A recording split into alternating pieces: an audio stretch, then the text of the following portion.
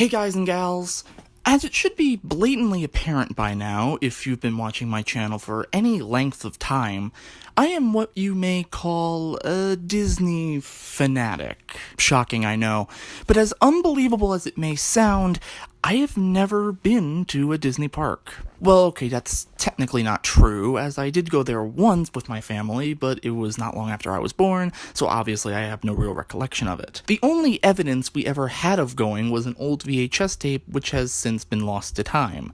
That being said, one of the ways I coped, as it were, with being as big of a Disney fan as I was without being able to visit the parks myself, came in the form of Disney-specific produced content, like the vacation planning DVDs, the annual Christmas Day parades, and anytime ABC sitcoms that were in reruns went to Disney World, like Family Matters and Full House. Being Disney-produced, it's not wrong to say these were essentially heavily sanitized and overbloated commercials, and not true to the real in-park experiences that one would have. And you'd be right.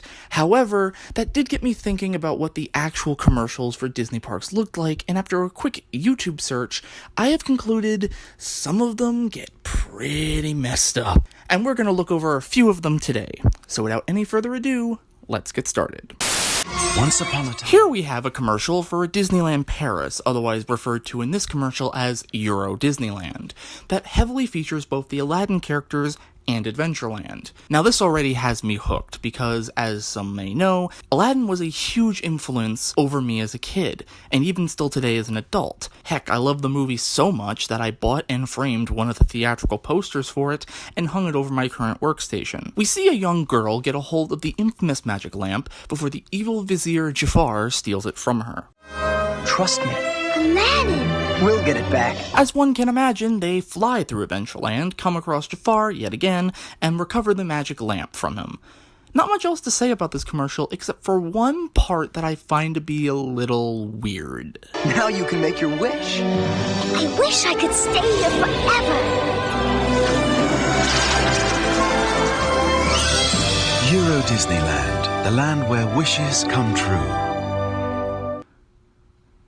Am I the only one concerned that those Disney characters just kidnapped that little girl? I mean, we never see her parents apart from that one woman in the opening, but who's to even say that's her mom to begin with?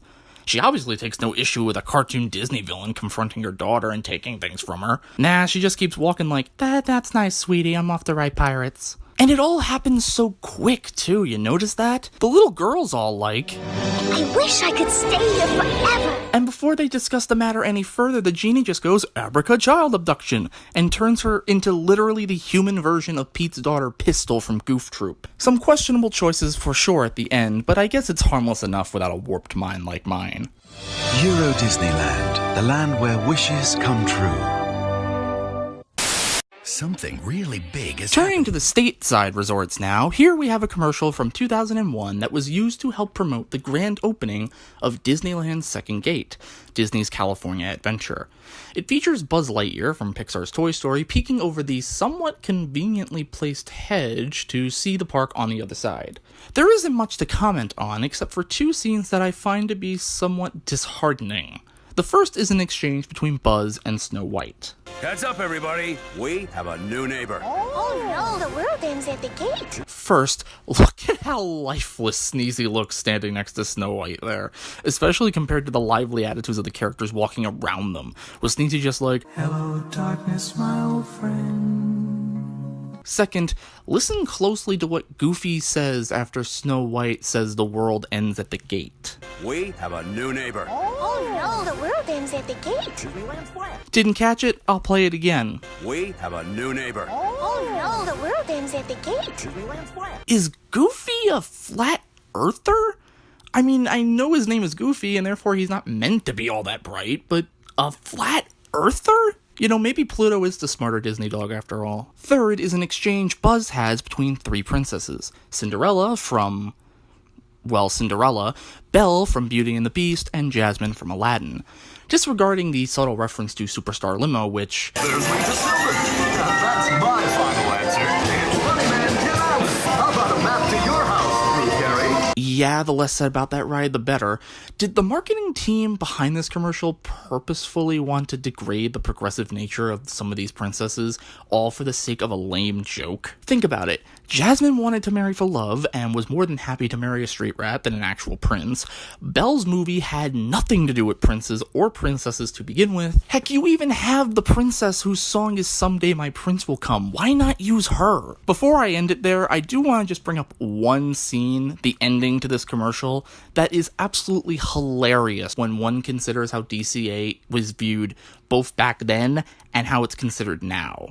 Let's go see him. Easy, big guy. Nobody likes a nosy neighbor. Look, let's just see how well they do without us, and then, oh yeah, they're doomed. Alright, move them out, let's go. I don't know, maybe I'm looking too deep into this, and apart from those odd quirks, it is still a fun commercial to help promote a park that was gonna be in desperate need of promotion.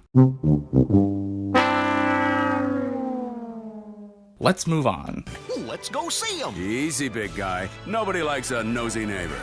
Disney's California Adventure, opening February 2001.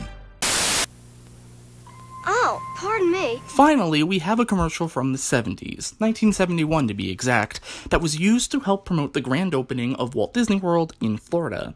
It features a young girl, which seems to be a reoccurring theme around here, doesn't it, asking a bunch of Disney characters how she could find the Magic Kingdom while following the Mad Hatter. So I guess we can call her Alice, then? It starts off fine and innocent enough, but then whoever edited this decided to crank up the weirdness factor to 11. I mean, just look at some of this. Do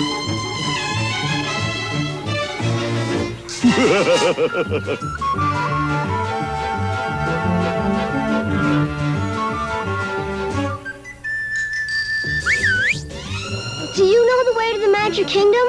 Sure I do. But can you fly?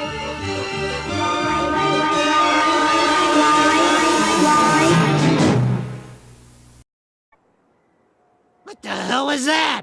Yeah, I'm with Krusty on that one. What the hell was that? First, we have this young girl alone in the woods when the big bad wolf decides to Five Nights at Freddy's jump scare her.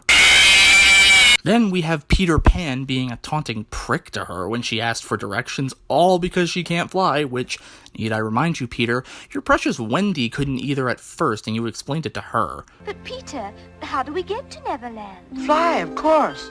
Fly?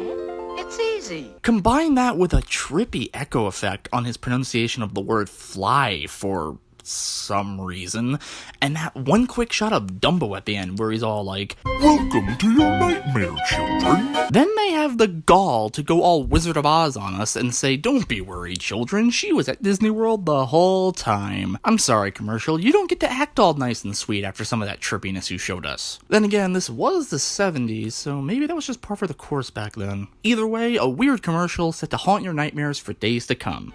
The airline that believes dreams really can come true. The wings of man. Well, I think that's enough weirdness for one session. I'm not sure if I'm going to make this a regular series or anything, but if you liked it, let me know in those comments down below, and who knows, maybe I'll return to this. With all that said, thank you for watching, and until next time, guys and gals, later.